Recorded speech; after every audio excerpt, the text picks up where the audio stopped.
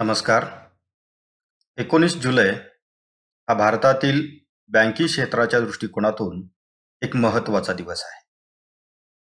आपल्या सर्वांना कल्पना आहे, भारतात 19 जुलै 1969 रोजी या देशातील मोठ्या 14 खाजगी व्यापारी बँकांचे राष्ट्रीयकरण करण्याचा एक महत्त्वपूर्ण निर्णय तत्कालीन पंतप्रधान कैलासवासी इंदिराजी गांधी यांनी त्या ठिकाणी घेतला. त्यानंतर 1980 मध्ये देखील अशाच प्रकारचा एक प्रयोग भारतातील बँकिंग क्षेत्रामध्ये करण्यात आला. भारतातील बँकांचे राष्ट्रीयकरण हा एक अत्यंत महत्त्वाचा पॉलिसी डिसिजन होता की ज्याचा दूरगामी परिणाम या देशातील बँकिंग क्षेत्रावरती, अर्थव्यवस्थेवरती, विशेषतः शेती, उद्योग, व्यापार व ग्रामीण विकासावरती याचे दूरगामी परिणाम हे त्या ठिकाणी आपण पाहत आहोत. या बँक राष्ट्रीयकरणाला आज 52 वर्षे पूर्ण होत आहेत. या 52 वर्षाच्या कालावधीमध्ये या राष्ट्रीयकृत बँकांनी या देशाच्या आर्थिक, सामाजिक प्रगतीमध्ये दिलेलं कॉन्ट्रीब्युशन आणि सध्या या देशातील राष्ट्रीयकृत बँकांची म्हणजेच नॅशनल बँकांची सद्यस्थिती या अनुषंगाने आज आपण माहिती घेणार आहोत. मित्रो, या देशामध्ये 1969 पूर्वी जर आपण पाहिलं तर खूप मोठ्या प्रमाणात खाजगी क्षेत्रातील बँका कार्यरत होत्या. या बँका देशातील उद्योग, व्यापार, काही महत्त्वाच्या उद्योग व्यवसायासाठी कर्ज पुरवठा करणे, वेगवेगळ्या प्रकारच्या बँकिंग सेवा सुविधा देण्याचे काम करत होत्या. मात्र भारताची अर्थव्यवस्था जर आपण पाहिली तर ही प्रामुख्याने कृषीप्रधान अर्थव्यवस्था, ग्रामीण अर्थव्यवस्था आहे.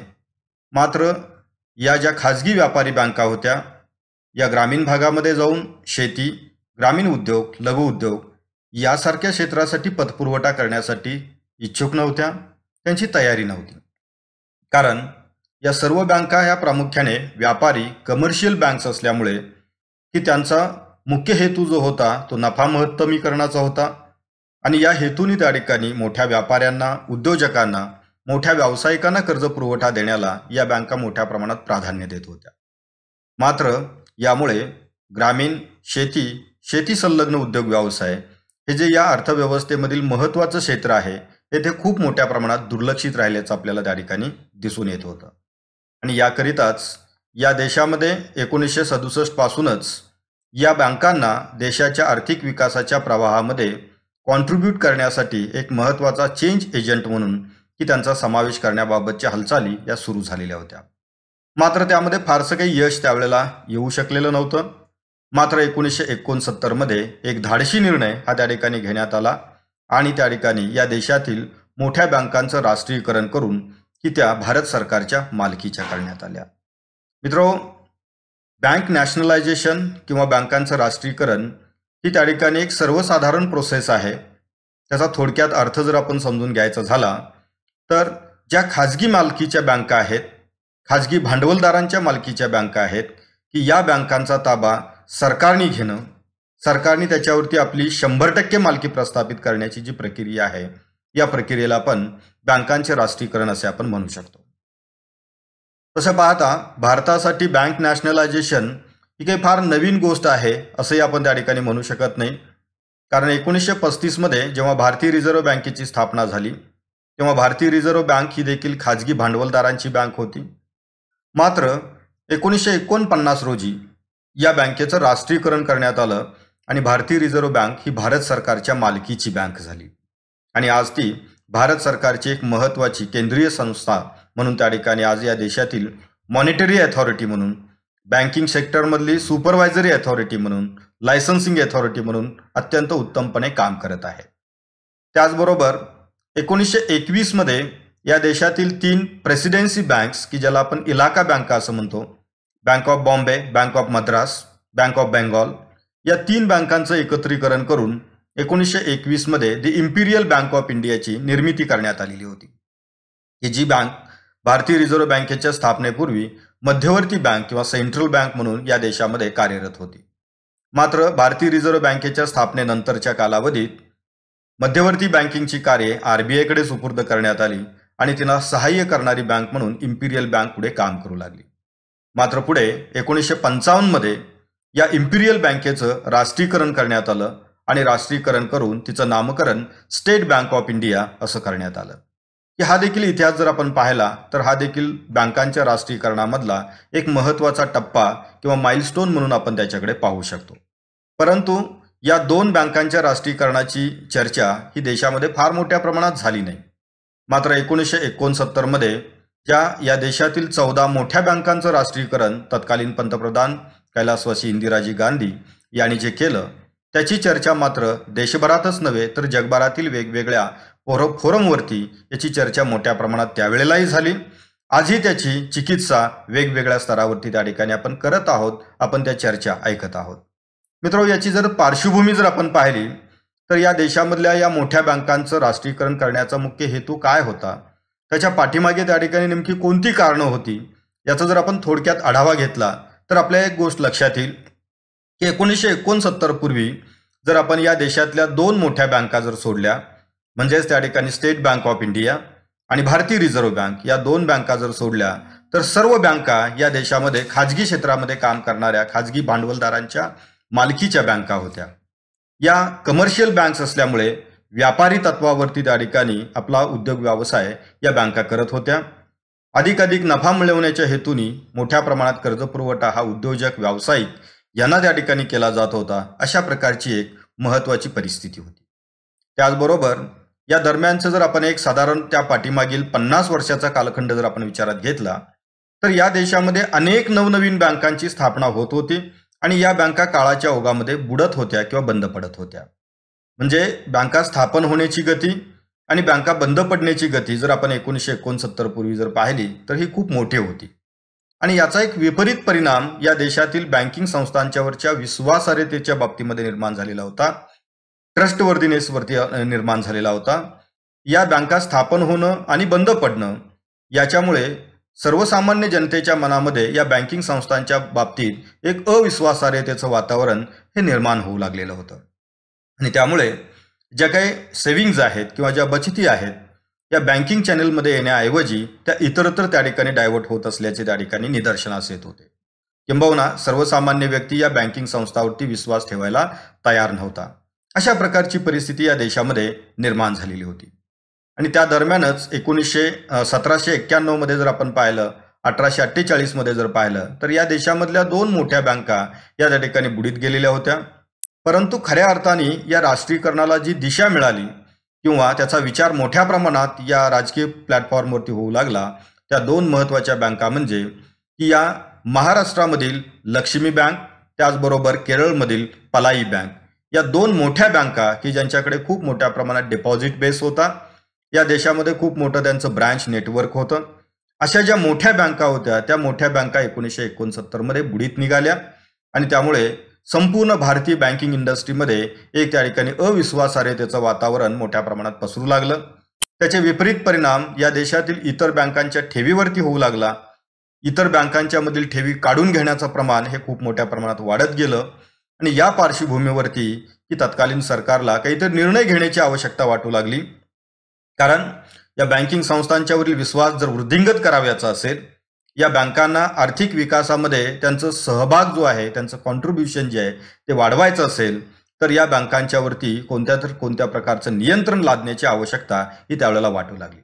आणि त्याच आवश्यकतेमधून अनेक वेगवेगळ्या प्रकारचे निर्णय त्या ठिकाणी घेण्यात आले आणि त्यामध्ये हा राष्ट्रीयकरणाचा जो निर्णय आहे तो एक अत्यंत महत्त्वाचा निर्णय हा मानला जातो. अर्थात बँकांचं राष्ट्रीयकरण करणं म्हणजेच खाजगी बँका सरकारने ताब्यात घेण्याची ही एक प्रोसेस असते.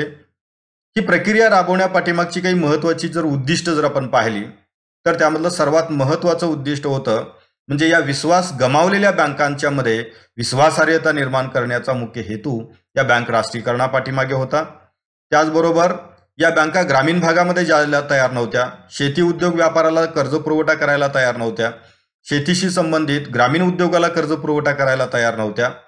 अनबँकड एरिया जो आहे की ज्या ठिकाणी बँकिंग शाखा नाही आहेत, बँकिंग सेवा सुविधा उपलब्ध नाही आहेत, अशा क्षेत्रामध्ये जाऊन बँकिंग सेवा सुविधा देण्यासाठी त्या इच्छुक नव्हत्या. कारण तिथे त्यांना खूप मोठ्या प्रमाणात बिझनेस उपलब्ध होत नव्हता, उत्पन्न प्राप्तीचं साधन त्या ठिकाणी मोठ्या प्रमाणात मिळत नव्हतं आणि म्हणून या बँका या ग्रामीण भागामध्ये किंवा अनबँकड एरियामध्ये या रुरल एरियामध्ये जायला तयार नव्हत्या. त्याचबरोबर या राष्ट्रीयकरणाचा जो मुख्य हेतू जो होता तो म्हणजे अशा प्रकारच्या या खाजगी बँका की ज्या एका विशिष्ट क्लाससाठी बँकिंग सुविधा देत आहेत, विशिष्ट वर्गासाठी बँकिंग सुविधा देणाऱ्या ज्या संस्था आहेत की त्यांचं रूपांतर कुठंतरी मास बँकिंगमध्ये करणं किंवा देशातील सर्व घटकांना बँकिंग सेवा सुविधा देणाऱ्या संस्था म्हणून त्यांचं रूपांतर करणं हा त्या पाठीमागचा एक मुख्य हेतू होता.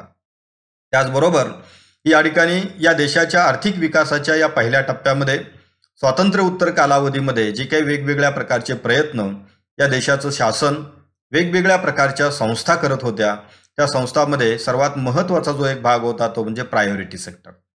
या प्रायोरिटी सेक्टर म्हणजे शेती आणि शेती संलग्न क्षेत्र असेल किंवा इतर महत्त्वाची अर्थव्यवस्थेमधली क्षेत्र आहेत की ज्यांचा विकास झाल्याशिवाय या देशाची आर्थिक प्रगती मोठ्या प्रमाणात होऊ शकणार नाही, देशाच्या आर्थिक विकासाला गती मिळू शकणार नाही.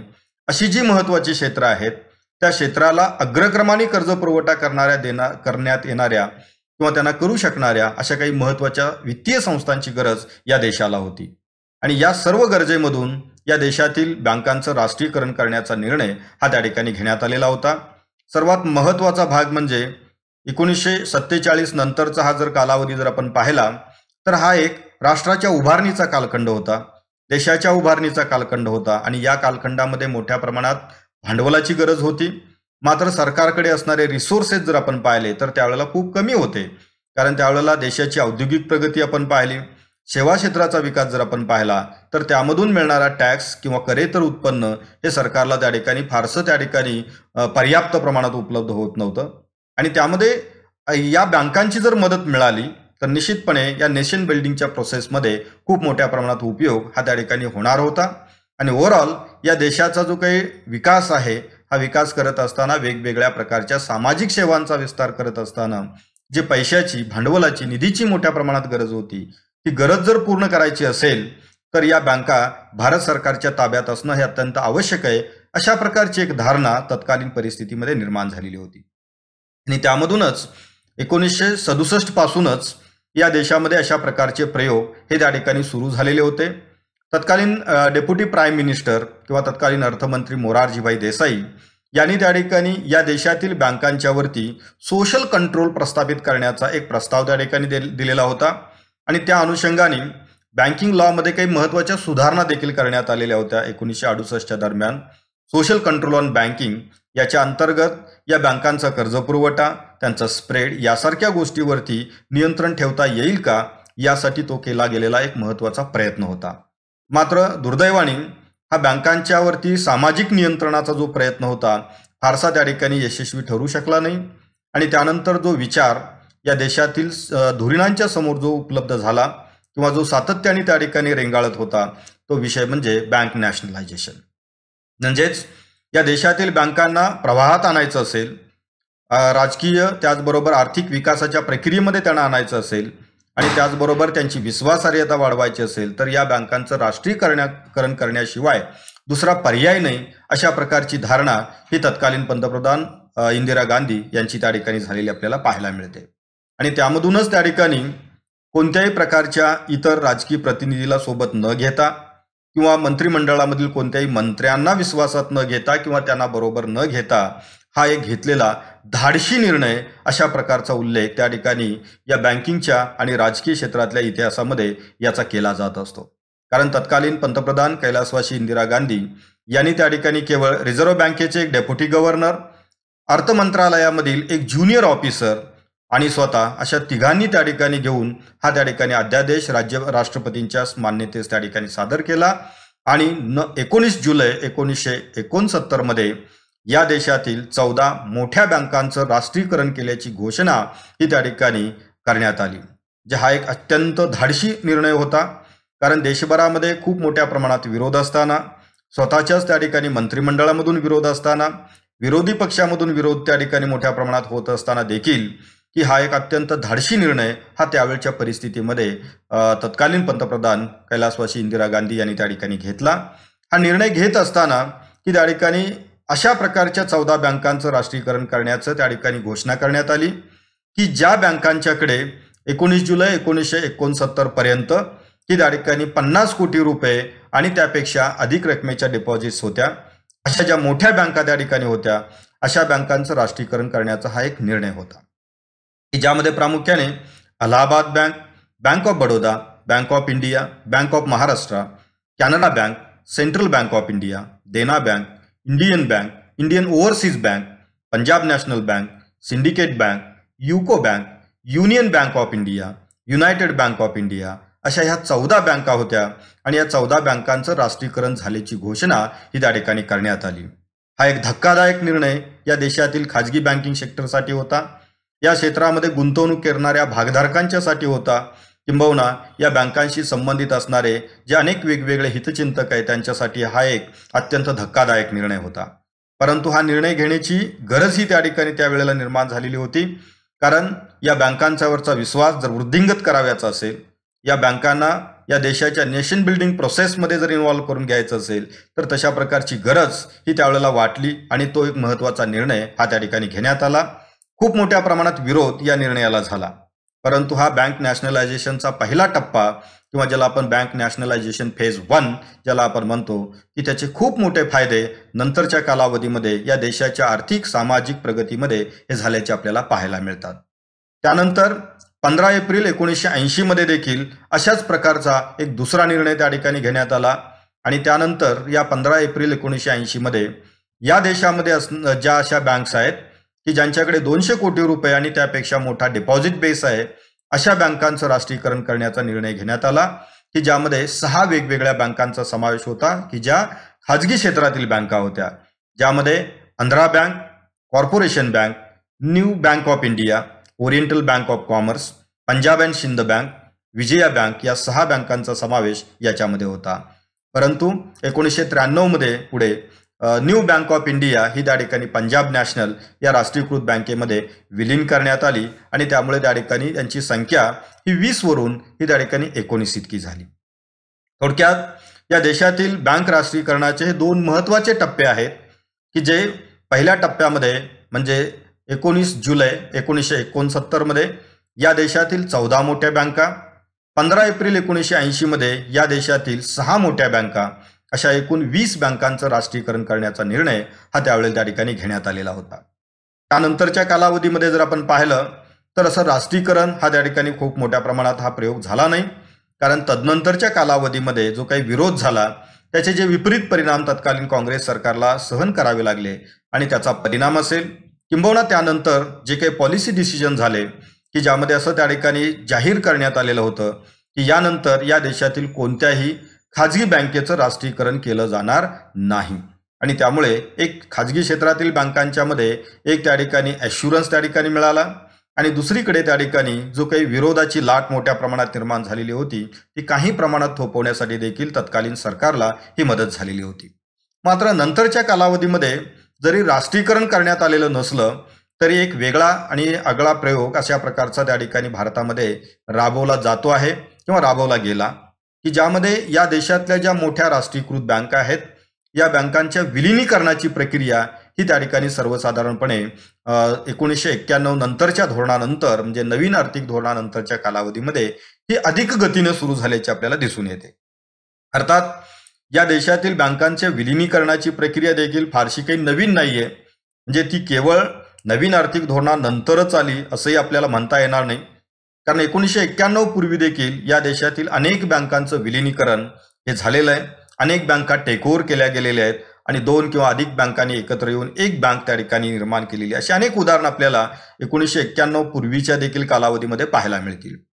परंतु 1991 नंतरच्या कालावधीचं खास वैशिष्ट्य म्हणजे या कालावधीनंतर नवीन सुधारणानंतर आर्थिक नवीन धोरण जे आपण स्वीकारलं या धोरणानंतरच्या कालावधीमध्ये मात्र या गोष्टीला अधिक गती मिळाल्याचं आपल्याला त्या ठिकाणी पाहायला मिळेल. जे यापूर्वी देखील मर्जर्स होत होते, मात्र या नंतरच्या कालावधीमध्ये जे मर्जरचं प्रमाण विलिनीकरणाचं प्रमाण जे आहे ते अत्यंत मोठ्या प्रमाणात वाढल्याचं आपल्याला त्या ठिकाणी पाहायला मिळेल, की ज्यामध्ये खूप मोठा मर्जरचा जो काही त्या ठिकाणी भाग या देशातला जो पाहायला मिळतो तो म्हणजे स्टेट बँक ऑफ इंडिया आणि तिच्या ज्या असोसिएट बँक्स होत्या की ज्याला आपण SBI ग्रुप असं आपण म्हणत होतो, की त्यामधल्या सर्व बँकांचं विलिनीकरण मूळ स्टेट बँक ऑफ इंडियामध्ये हे करण्यात आलं, की ज्यामध्ये 13 ऑगस्ट 2008 मध्ये दी स्टेट बँक ऑफ सौराष्ट्र असेल, 2010 मध्ये स्टेट बँक ऑफ इंदोर असेल आणि 2017 मध्ये तर त्या ठिकाणी एकूण 5 बँकांचं त्या ठिकाणी विलिनीकरण मूळ स्टेट बँक ऑफ इंडियामध्ये करण्यात आलं, की ज्यामध्ये bank of Bikaner and Jaipur, bank of Mysore, bank of Patiala, bank of Hyderabad, bank of Travancore आणि त्याचबरोबर की या 2013च्या कालावधीमध्ये या देशासाठी एक नवीन आणि वैशिष्ट्यपूर्ण बँक म्हणून भारतीय महिला बँकेची स्थापना करण्यात आलेली होती. परंतु 2017मध्ये या देखील बँकेचं विलिनीकरण स्टेट बँक ऑफ इंडियामध्ये करण्यात आलं आणि त्यामुळे स्टेट बँक ऑफ इंडिया ही त्या ठिकाणी आशिया खंडातली सध्या सगळ्यात मोठी बँक म्हणून तिचा उल्लेख हा त्या ठिकाणी आज करता येऊ शकत आहे. कारण तिच्या ज्या असोसिएट बँक्स होत्या या सर्व बँक स्टेट बँक ऑफ इंडियामध्ये या विलीन करण्यात आलेल्या आहेत आणि त्यामुळे सगळ्यात मोठं बँकिंग नेटवर्क असणारी, सर्वाधिक शाखा असणारी, सर्वाधिक डिपॉझिट कलेक्शन, सर्वाधिक कर्ज पुरवठा असेल, त्याचबरोबर ATMचं नेटवर्क असेल, यासारख्या सर्वाधिक मोठ्या प्रमाणात बँकिंग सेवा सुविधा देणारी बँक म्हणून आज तिचा नामोल्लेख हा त्या ठिकाणी आशिया खंडामध्ये होत असल्याचं आपल्याला त्या ठिकाणी पाहायला मिळेल. त्याचबरोबर त्यानंतरच्या कालावधीमध्ये देखील जर आपण पाहिलं तर या देशातील ज्या राष्ट्रीयकृत बँका आहेत की त्या बँका कमी करण्याची जी प्रक्रिया आहे ती त्या ठिकाणी सुरू झाली. अर्थात याला जागतिक स्टँडर्डचं त्या ठिकाणी नाव दिलं जातं. बऱ्याच वेळेला त्या ठिकाणी बॅसेल कमिटीच्या शिफारशीच्या अनुषंगानं ही पुनर्रचना केली जात आहे असं त्या ठिकाणी सांगितलं जातं. वास्तव परिस्थिती आणि जे सांगितल्या जाणाऱ्या गोष्टी याच्यामधली सत्यासत्यता देखील पडताळण्याची गरज आज त्या ठिकाणी निर्माण झालेली आहे.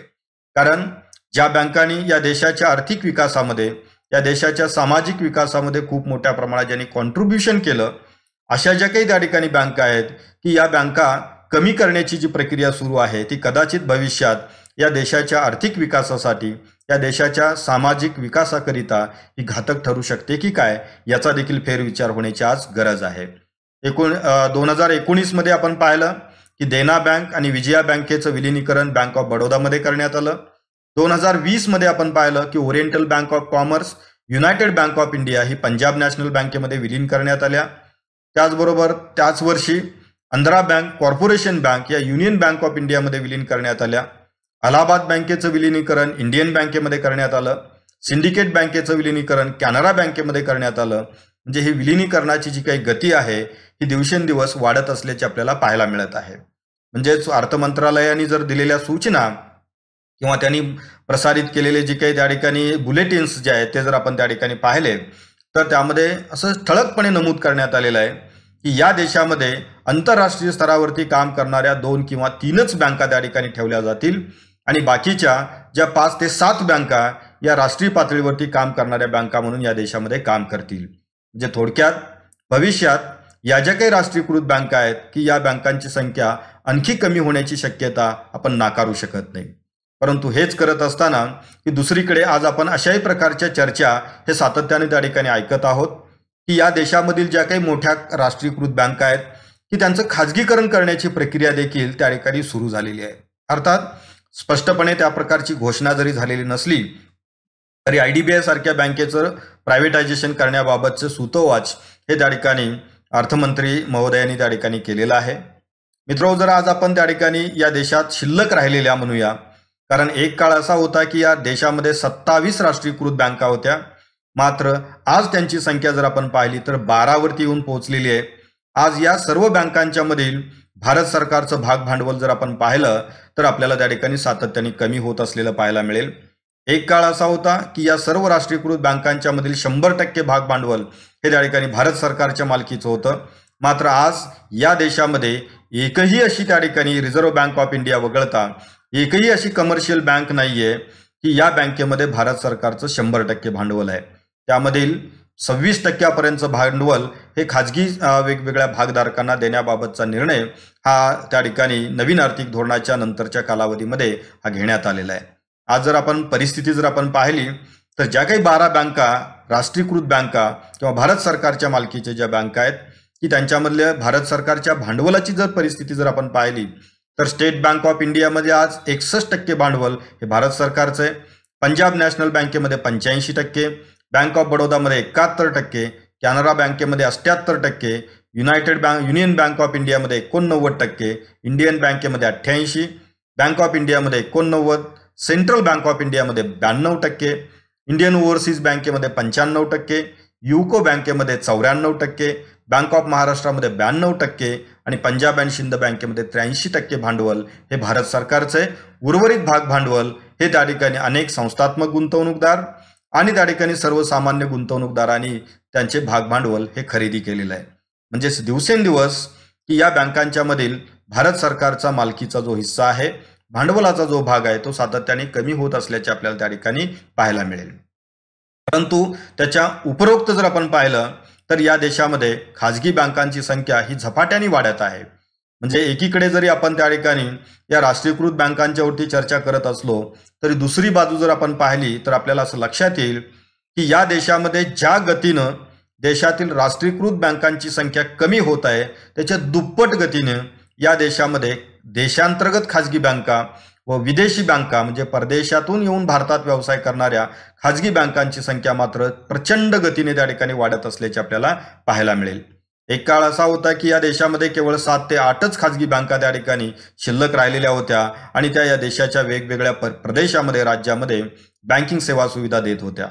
मात्र आज जर आपण परिस्थिती जर पाहिली तर या देशामध्ये त्या ठिकाणी 22 या वेगवेगळ्या प्रकारच्या ज्या खाजगी बँका आहेत त्या खाजगी बँका त्या ठिकाणी काम करतायत की ज्यामध्ये त्या ठिकाणी जुन्या काही मोजक्या बँका जर आपण वगळल्या तर बहुतांश त्या ठिकाणी न्यू इकॉनॉमिक पॉलिसीच्या नंतर आलेल्या वेगवेगळ्या बँका या त्यामध्ये असल्याचे आपल्याला पाहायला मिळेल. ते एकूण 22 खाजगी बँका ज्या भारतातील ओरिजिन असणाऱ्या बँक्स आहेत की ज्यामध्ये ॲक्सिस बँक असेल, बंधन बँक असेल, CSB बँक असेल, Catholic Syrian bank, DCB bank असेल, सिटी युनियन बँक असेल, कर्नाटका बँक आहे, करूर वैश्य बँक, कोटक महिंद्रा बँक आहे, नॅशनल नैनिताल बँक आहे, साऊथ इंडियन बँक आहे, तमिळनाड मर्कंटाईल बँक आहे, येस बँक आहे, IDBI बँक आहे, यासारख्या बँकांचा आपल्याला त्या ठिकाणी उल्लेख करता येईल.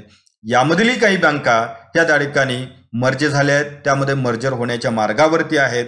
जे इथे जरी त्या ठिकाणी प्रायव्हेट सेक्टर बँकांची संख्या जर आपण तुलना केली तर आपल्याला त्या ठिकाणी लक्षात येईल की या देशात केवळ आता 12 राष्ट्रीयकृत बँका राहिलेल्या आहेत, मात्र 22 खाजगी बँका सध्या या देशामध्ये काम करत असल्याचे आपल्याला पाहायला मिळत आहे. त्यांच्या जोडीला खाजगी क्षेत्रातून नव्याने 2015 नंतरच्या कालावधीमध्ये आलेल्या स्मॉल फायनान्स बँकांचं नेटवर्क हे जबरदस्त मोठ्या प्रमाणात वाढत असल्याचे आपल्याला पाहायला मिळत आहे की ज्यामध्ये सध्या 11 स्मॉल फायनान्स बँका की ज्या प्रायव्हेट म्हणजे खाजगी क्षेत्रातल्या या बँका आहेत की ज्यामध्ये EU स्मॉल फायनान्स बँक असेल, कॅपिटल स्मॉल फायनान्स बँक असेल, फिनकेअर असेल, इक्विटास असेल, त्याचबरोबर सर्वोदय असेल, उज्जीवन बँक असेल, यासारख्या 11 खाजगी क्षेत्रातल्या या ज्या स्मॉल फायनान्स बँका आहेत या देशामध्ये मोठ्या नेटवर्क घेऊन, मोठं ब्रँच नेटवर्क घेऊन या इंडस्ट्रीमध्ये उतरलेल्या आहेत आणि ज्या आज राष्ट्रीयकृत बँकांना देखील खूप मोठ्या प्रमाणात कॉम्पीट करत असल्याचे आपल्याला पाहायला मिळत आहे. त्याचबरोबर 2015 मध्येच नवीन काही पेमेंट्स बँका त्या ठिकाणी सुरू झाल्या की ज्यामधल्या 6 पेमेंट्स बँक सध्या कार्यरत आहेत. यापूर्वी काही बँका या पेमेंट बँक म्हणून त्या ठिकाणी लायसन्स त्यांना मिळालं, त्यांनी आपलं त्या ठिकाणी व्यवसाय सुरू केला, मात्र काहीच दिवसामध्ये त्यांनी तो व्यवसाय बंद देखील केलेला आहे कारण त्यांनी इतर प्रकारच्या व्यवसायामध्ये किंवा फुल फ्लेज्ड बँकिंगमध्ये एंट्री करण्याचा ते प्रयत्न करत आहेत. एअरटेल पेमेंट बँक असेल, इंडिया पोस्ट पेमेंट बँक असेल, फिनो पेमेंट बँक असेल, पेटीएम बँक असेल, जिओ पेमेंट बँक असेल, NSDLची पेमेंट बँक असेल, या पेमेंट बँका आज देशामध्ये खूप मोठ्या प्रमाणात पेमेंट सर्व्हिसेस देण्याचं काम करत आहेत. म्हणजेच त्या ठिकाणी या देखील प्रायव्हेट सेक्टरमधल्या, प्रायव्हेट कॉर्पोरेट सेक्टरमधल्या या बँक्स आहेत की ज्यांचे प्रवर्तक हे त्या ठिकाणी मोठे उद्योजक किंवा व्यावसायिक आहेत. त्यांच्या जोडीला 3 लोकल एरिया बँक्स त्या ठिकाणी काम करत आहेत. त्यामध्ये कोस्टल लोकल एरिया बँक असेल, कृष्णा भीमा समृद्धी लोकल एरिया बँक असेल, त्याचबरोबर सुभद्रा लोकल एरिया बँक आहे. या 3 लोकल एरिया बँक देखील या सर्व राष्ट्रीयकृत बँकांना कॉम्पीट करत असल्याचे आपल्याला पाहायला मिळत आहे. सर्वसाधारण एक जर आपण पिक्चर जर पाहिलं तर आपल्या एक गोष्ट लक्षात येईल की 1995ची जर या देशातील बँकिंग इंडस्ट्रीची सिच्युएशन जर आपण पाहिली तर त्यामध्ये 27 राष्ट्रीयकृत बँका होत्या, 196 रिजनल रुरल बँक्स होत्या की ज्या भारत सरकारच्या एका विशिष्ट त्या ठिकाणी योजनेसाठी काम करणाऱ्या की ज्याला प्रादेशिक ग्रामीण बँक्स असं आपण म्हणतो की ज्या विशिष्ट प्रदेशाच्या उन्नतीसाठी, शेती, लघु उद्योग व्यवसायाच्या वृद्धीसाठी काम करणाऱ्या बँक्स होत्या. त्याच वेळेला 35 प्रायव्हेट सेक्टरमधल्या बँक्स होत्या, 37 फॉरेन बँक्स होत्या. मात्र आजचं चित्र जर आपण पाहिलं तर मित्र यामध्ये खूप आमूलाग्र असा बदल आज आपण या इंडियन बँकिंग इंडस्ट्रीमध्ये पाहत आहोत की ज्यामध्ये ज्या पब्लिक सेक्टर बँक्स होत्या त्यामध्ये 27 वरून ही संख्या 12 वरती कमी झालेली आहे. प्रायव्हेट सेक्टर बँक जे आहेत की त्यांची संख्या आज त्या ठिकाणी 22 इतकी आहे. त्याचबरोबर स्मॉल फायनान्स बँकांची संख्या की ज्या खाजगी बँक आहेत त्यांची संख्या 11 पर्यंत पोहोचलेली आहे. पेमेंट बँक या 5 पेमेंट बँक काम करत आहेत. रिजनल रुरल बँक्स की ज्या खऱ्या अर्थानं या देशाच्या ग्रामीण व शेती विकासासाठी मोठ्या प्रमाणात बँकिंग आणि वित्तीय सेवा देण्याचं काम करत होत्या, त्यांची संख्या मात्र 196 वरून ती 43 वरती येऊन पोहोचलेली आहे. आजही त्यामधल्या काही बँकांच्या मर्जरची प्रक्रिया आजही सुरू आहे. म्हणजे भविष्यात ही संख्या आणखी कमी होण्याची त्या ठिकाणी शक्यता ही आपण नाकारू शकत नाही. 44 फॉरेन बँक्स आहेत. म्हणजे या देशात राष्ट्रीयकृत बँका 12 आहेत, मात्र विदेशी बँकांची संख्या 44 इतकी आहे. त्याचबरोबर जर आपण कोऑपरेटिव्ह सेक्टरमधल्या काही बँका जर आपण पाहिल्या तर त्यामध्ये अर्बन कोऑपरेटिव्ह बँक जे आहेत की त्यांची संख्या 1539 इतकी आहे. त्यामधल्या 54 बँका या शेड्युल्ड अर्बन कोऑपरेटिव्ह बँक्स आहेत आणि उर्वरित त्या ठिकाणी non scheduled urban cooperative banks आहेत. डीसीसी बँक जर आपण पाहिल्या तर 363 इतक्या डीसीसी बँक्स या देशामध्ये काम करत आहेत. म्हणजे सर्वसाधारण जर आपण एक रिव्ह्यू घेतला तर 1969ची परिस्थिती आणि आजची परिस्थिती जर आपण पाहिली तर यामधून एकच गोष्ट आपल्या लक्षात येत आहे की या देशातील राष्ट्रीयकृत बँकांची संख्या ही सातत्याने त्या ठिकाणी कमी होते आहे. म्हणजेच या सरकारचं धोरण जर आपण पाहिलं म्हणजे 1991 नंतरच्या कालावधीमध्ये मग ते कोणत्याही पक्षाचं सरकार असेल की या सरकारची जर धोरणं जर आपण पाहिली तर या देशामधल्या राष्ट्रीयकृत बँकांची संख्या कमी करण्याचं धोरण हे आज आपल्याला पाहायला मिळत आहे. परंतु ही भविष्यातील एखाद्या ठिकाणी धोक्याची घंटा आहे असं देखील त्या ठिकाणी तज्ज्ञाकडून मत व्यक्त केलं जात आहे. याची अनेक कारणं आहेत. कारण प्रायव्हेट बँका किंवा खाजगी क्षेत्रातील बँका या तेव्हाच त्या देशाच्या व्यवस्थेला उपयोगी पडू शकतात की जेव्हा त्या देशातील सर्व घटक मॅक्सिमम घटक जे आहेत ते त्या ठिकाणी सक्षम झालेले असतात. त्यांच्याकडे खाजगी क्षेत्राकडून पतपुरवठा घेण्याची सक्षमता आलेली असते आणि त्यांच्या आर्थिक विकासाची एक मिनिमम पातळी त्यांनी गाठलेली असते. अशाच परिस्थितीमध्ये खाजगी क्षेत्राचा वित्त पुरवठा हा उपयुक्त ठरू शकतो किंबहुना तो त्यांना अफोर्डेबल असू शकतो. मात्र भारताची परिस्थिती जर आज आपण पाहिली तर आज भारतातील ग्रामीण भारताची सिच्युएशन जर आपण पाहिली तर त्यामध्ये आजही ती सक्षमता आलेली आपल्याला पाहायला मिळत नाही. विशेषतः शेती आणि शेती संलग्न क्षेत्राचा जर आपण विचार केला तर आजही त्या ठिकाणी खाजगी क्षेत्रातील बँकांच्याकडून कर्ज पुरवठा घेण्या इतपत ही यंत्रणा किंवा हे घटक त्या ठिकाणी सक्षम नाहीयेत. आणि अशा परिस्थितीमध्ये जर त्या ठिकाणी या राष्ट्रीयकृत बँकांच्या खाजगीकरणाचं धोरण जर आपण अवलंबत असू तर कदाचित या देशाच्या बहुजन घटकाच्या दृष्टिकोनातून या देशातील शेतकरी, उद्योजक, छोटे व्यावसायिक, छोटे व्यापारी किंवा जे काही त्या ठिकाणी ग्रामीण उद्योजक आहेत की त्यांच्या दृष्टिकोनातून हा भविष्यातला एक अडचणीचा काळ निश्चितपणे ठरू शकेल की अशाही प्रकारची परिस्थिती आज निर्माण झालेली आपल्याला पाहायला मिळते. बऱ्याच वेळेला या खाजगीकरणाचा या राष्ट्रीयकृत बँकांच्या खाजगीकरणाचा मुद्दा मांडत असताना त्यांची तुलना ही या देशातील खाजगी बँकांच्या बरोबर केली जात असते. परंतु माझं एक स्पष्ट मत असं आहे की या देशातील राष्ट्रीयकृत बँकांची तुलना या देशातील खाजगी बँका आणि विदेशी बँकांच्या बरोबर केव्हाच करता येणार नाही. कारण दोन्ही बँकांचा जर बिझनेस प्रोफाईल जर आपण पाहिला तर तो त्या ठिकाणी वर्करनी जो सारखा दिसत असला तरी बेसिकली त्याच्यामध्ये खूप मोठ्या प्रमाणात डिफरन्स आहे. कारण आज या राष्ट्रीयकृत बँका सवलतीच्या दराने कर्ज पुरवठा करतात, शासनाच्या वेगवेगळ्या योजनांच्या अंतर्गत कर्ज पुरवठा करतात, वेगवेगळ्या सबसिडी त्या ठिकाणी देत असतात आणि यासारखा व्यवसाय या प्रायव्हेट सेक्टरमधल्या कमर्शियल बँक करताना दिसत नाहीत. मग जर या पद्धतीचा वेगळा बिझनेस या दोन्ही बँका करत असतील तर या दोन्ही बँकांच्या उत्पन्नाची, एनपीएची, जमा खर्चाची अशी तुलना त्या ठिकाणी निश्चितच होऊ शकत नाही. मात्र आज जर आपण पाहिलं तर ग्रामीण भागामध्ये बँक ओपन करायची असेल, शाखा ओपन करायची असेल तर तिथे राष्ट्रीयकृत बँकेने गेलं पाहिजे ही सक्ती असते. मात्र त्या ठिकाणी बिझनेसचं कंपॅरिझन करत असताना, नफ्याची तुलना करत असताना, एनपीएची तुलना करत असताना मात्र हा जो काही निकष आहे तो त्या ठिकाणी कधीच त्या ठिकाणी कन्सिडर केला जात नाही. तिथे केवळ त्या ठिकाणी फिगर्स अँड फॅक्ट्स पाहिल्या जातात, जे त्याच्या पाठीमागची पार्श्वभूमी ही केव्हाच पाहिली जात नाही. आज प्रायोरिटी सेक्टर लेंडिंगचा जर आपण विचार केला तर या देशातील राष्ट्रीयकृत बँका खूप मोठ्या प्रमाणात 40% कर्ज पुरवठा या प्रायोरिटी सेक्टरला करतात. मात्र तीच नियमावली जरी खाजगी क्षेत्रातील बँकांना असली तरी त्यांना एक वेगळी सवलत दिलेली आहे आणि ती सवलत देखील की त्या ठिकाणी या राष्ट्रीयकृत बँकांच्यावरती अन्यायकारकच अशा प्रकारची आहे. ज्या खाजगी बँकांना प्रायोरिटी सेक्टरला कर्ज पुरवठा करावयाचा नाही त्यांच्यासाठी रिझर्व्ह बँक ऑफ इंडियाने प्रायोरिटी सेक्टर लेंडिंग सर्टिफिकेट्स आणलेले आहेत. म्हणजे ज्यांना थेट शेतकऱ्याला कर्ज द्यायचं नाहीये त्या बँकांनी हा आपला 40% निधी जो आहे तो त्या ठिकाणी प्रायोरिटी सेक्टर लेंडिंगच्या सर्टिफिकेट्समध्ये इन्व्हेस्टमेंट करायचा, तो फंड आरबीआयकडे जाईल आणि आरबीआय तो या इतर बँकांना उपलब्ध करून देईल आणि त्यांच्या माध्यमातून तो कर्ज पुरवठा प्रायोरिटी सेक्टरला जाईल. म्हणजेच आपल्यावरची रिस्क रिझर्व्ह बँकेवरती आणि राष्ट्रीयकृत बँकांच्यावरती त्या ठिकाणी ढकलण्याचा हे एक चॅनलच उपलब्ध करून दिलेला आहे की जो ऑप्शन त्या ठिकाणी या देशातील पब्लिक सेक्टर बँकांना वापरण्याची मुभा ही त्या ठिकाणी कायदेशीरदृष्ट्या असली तरी प्रत्यक्षात वापरता येत नाही. त्यांना मात्र सक्ती केली जाते की त्यांनी प्रायोरिटी सेक्टरला थेट कर्ज पुरवठा केलाच पाहिजे. दुसरी गोष्ट, या देशातील फायनान्शियल इन्क्लुजनचा जर आपण विचार केला तर आजही रिझर्व्ह बँकेचा 2021 मधला जर रिपोर्ट जर आपण पाहिला तर त्या रिपोर्टमध्ये फायनान्शियल इन्क्लुजनचे स्टॅटिस्टिक्स आज आपण पाहत आहोत. त्यामध्ये जर पाहिलं तर खऱ्या अर्थाने या देशामध्ये फायनान्शियल इन्क्लुजन करण्याचं सर्व श्रेय कोणाला जात असेल तर या देशातील राष्ट्रीयकृत बँकांना जातं. कारण जिथे बँक उपलब्ध नाहीये तिथे बँकेचा करस्पॉन्डंट नेमणं असेल, तिथे बँकेची शाखा ओपन करणं असेल, हे धाडशी काम हे केवळ आणि केवळ राष्ट्रीयकृत बँकांनीच केलेलं आहे. ते कोणत्याही खाजगी बँकेने एवढ्या मोठ्या प्रमाणात केलेलं आपल्याला पाहायला मिळत नाही.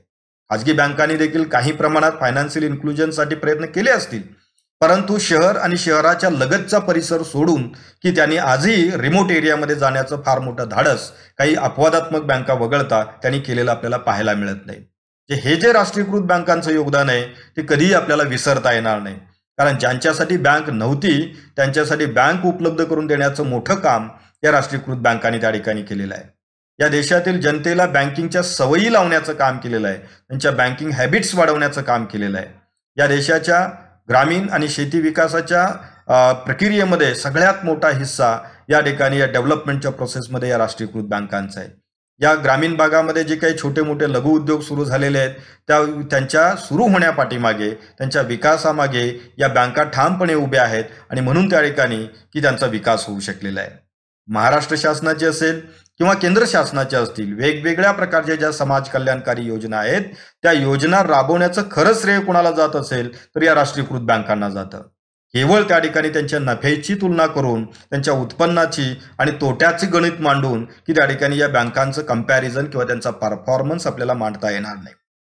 आजही जर आपण पाहिलं तर वेगवेगळ्या प्रकारच्या टेक्नॉलॉजी बेस्ड फॅसिलिटी असतील की जरी त्या परवडत नसल्या तरी देखील या बँका आपल्या कस्टमरला उपलब्ध करून देण्याचं धाडस दाखवत आहेत की जे धाडस या प्रायव्हेट सेक्टर बँका दाखवू शकणार नाहीत, कारण त्या नफ्याचं गणित मांडत असतात.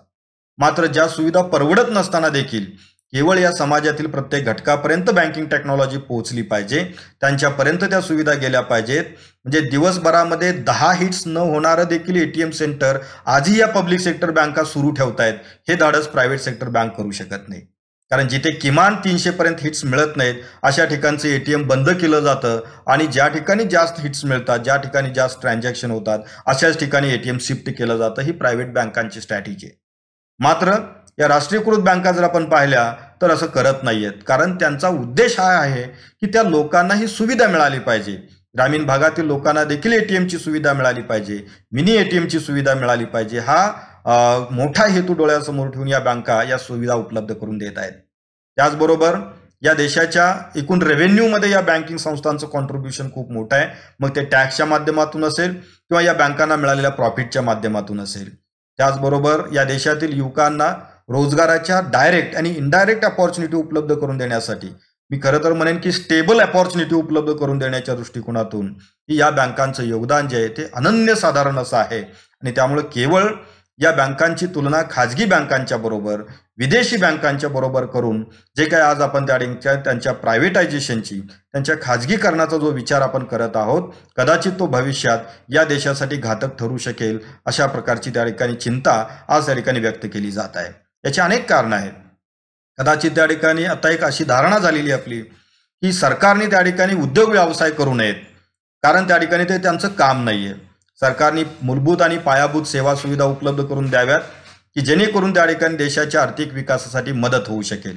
मात्र हा विचार तेव्हाच मांडता येईल की जेव्हा या देशातील खाजगी क्षेत्र, या देशातील सोशल सेक्टरची डेव्हलपमेंट, या देशातील इन्फ्रास्ट्रक्चरची डेव्हलपमेंट आणि ज्या काही आवश्यक असणाऱ्या सेवा सुविधा या मुबलक प्रमाणात उपलब्ध आहेत, अफोर्डेबल रेटमध्ये उपलब्ध असतात, तेव्हा अशा प्रकारची की त्या ठिकाणी नीती आपल्याला अवलंबता येऊ शकेल किंवा सरकारने यातनं अंग काढून घेणं हे त्यावेळेला रास्त ठरू शकेल.